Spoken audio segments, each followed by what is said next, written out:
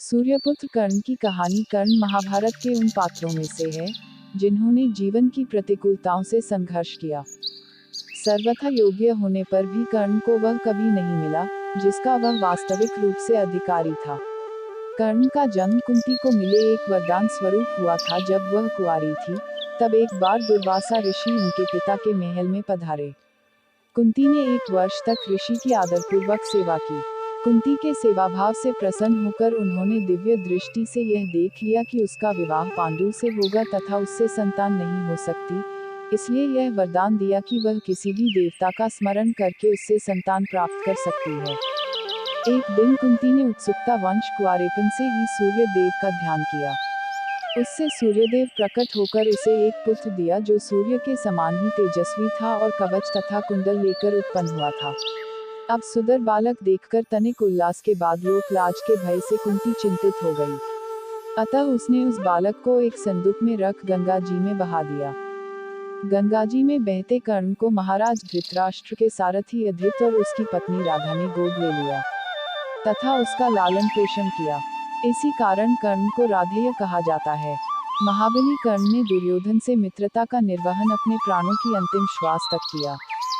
कर्ण को उसके गुरु परशुराम और पृथ्वी माता से श्राप मिला था। इसके अतिरिक्त भी कर्ण को बहुत से श्राप मिले थे। महाभारत में अपनी वीरता के कारण जिस सम्मान से कर्ण का स्मरण होता है, उससे अधिक आदर उन्हें उनकी दानशीलता के कारण दिया जाता है। कर्ण का शुभ संकल्प था कि वह मध्याह्न में जब सूर्यदेव की आराधना करता है, उस समय उससे जो भी मांगा जाएगा, वह वचनबद्ध होकर उसको पूर्ण करेगा। कर्ण के जन्म से प्राप्त कवच कुंडल के कारण उसकी युद्ध में शारीरिक क्षति होना असंभव था। तब अर्जुन के पिता इंद्र ने भिक्षुक बनकर मध्याह्न पूजा के समय कवच कुंडल की मांग की। इस प्रसंग में सूर्यदेव द्वारा पूर्व में ही सतर्क करने पर वचनबद्धता पर दृढ़ रहकर असंभवित्व का पूर्वानुमान होने पर भी इंद्र को कवच कुंडल का दान देना तथा प्रत्युत्तर में वरदान लेने से इनकार करना महाभारत के विविध चरित्रों में कर्ण को सर्वोत्तम स्थान पर पहुंचाता है। इस प्रकार प्राणों की परवाह न करके अपनी प्रतिबद्धता अनुरूप दानशील कर्ण का नाम चिरस्मरणीय रहेगा। इसी प्रकार महाभारत में कर्ण का एक और प्रसंग उल्लेखनीय है। कर्ण द्रौपदी को पसंद करता था और उसे अपनी पत्नी बनाना चाहता था। महाभारत का युद्ध चल रहा था। सूर्यास्त के बाद सभी अपने अपने शिविरों में थे। उस दिन अर्जुन कर्ण को पराजित कर अहंकार में चूर थे। वह अपनी वीरता की डींगे हाँकते हुए कर्ण का तिरस्कार करने लगे। यह देखकर श्री कृष्ण बोले, पार्थ, कर्ण सूर्यपुत्र है। उसके कवच और कुंडल दान में प्राप्त करने के बाद ही तुम विजय पा सके हो, अन्यथा उसे पराजित करना किसी के वंश में नहीं था। वीर होने के साथ ही वह दानवीर भी है। कर्ण की दानवीरता की बात सुनकर अर्जुन तर्क देकर उसकी उपेक्षा करने लगा। श्री कृष्ण अर्जुन की मनोदशा समझ गए। वे शांत स्वर में बोले, पार्थ, कर्ण रण क्षेत्र में घायल पड़ा है, तुम चाहो तो उसकी दानवीरता की परीक्षा ले सकते हो। अर्जुन ने श्री कृष्ण की बात मान ली। दोनों ब्राह्मण के रूप में उसके पास पहुंचे। घायल होने के बाद भी कर्ण ने ब्राह्मणों को प्रणाम किया और वहां आने का उद्देश्य पूछा। श्री कृष्ण बोले, राजन, आपकी जय हो, हम यहाँ भिक्षा लेने आए हैं, कृपया हमारी इच्छा पूर्ण करें। कर्ण थोड़ा लज्जित होकर बोला, ब्राह्मण देव, मैं रणक्षेत्र में घायल पड़ा हुआ हूँ, मेरे सारे सैनिक मारे जा चुके हैं, मृत्यु मेरी प्रतीक्षा कर रही है, इस अवस्था में भला मैं आपको क्या दे सकता हूँ।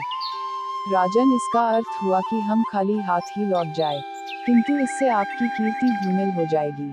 संसार आपको धर्मविहीन राजा के रूप में याद रखेगा। यह कहते हुए वे लौटने लगे।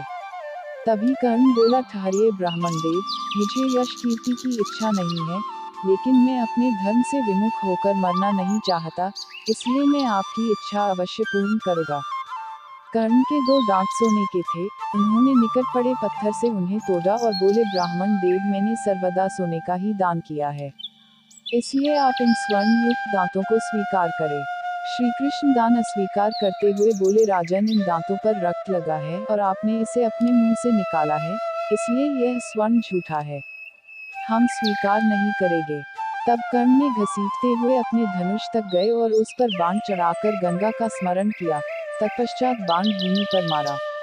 भूमि पर बाण लगते ही गंगा की तेज जल धारा बह निकली। कर्ण ने उससे अपने दांतों को धोया और उन्हें देते हुए कहा, ब्राह्मणों, अब यह स्वर्ग शुद्ध है, कृपया इसे ग्रहण करें। तभी कर्ण पर पुष्पों की वर्षा होने लगी।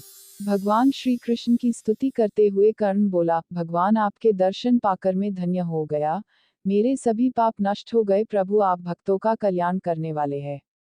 दानवीर कर्ण का अंतिम दान उसका सोने का दांत था। तब श्री कृष्ण उसे आशीर्वाद देते हुए बोले, कर्ण, जब तक सूर्य, चंद्र, तारे और पृथ्वी रहेगी, तुम्हारी दानवीरता का गुणगान तीनों लोकों में किया जाएगा। दोस्तों, आपको ये कहानी कैसी लगी? कमेंट बॉक्स में बताएं।